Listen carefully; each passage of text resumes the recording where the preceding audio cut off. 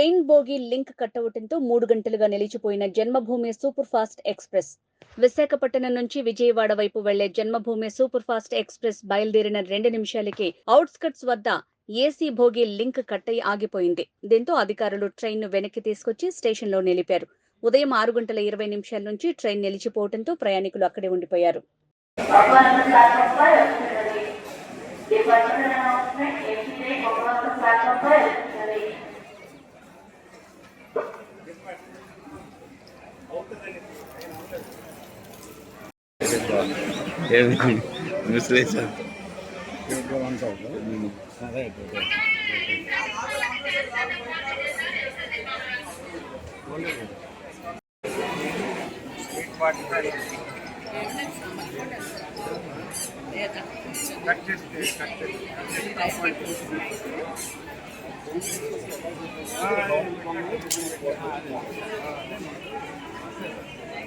లేదు సార్ ఇంకా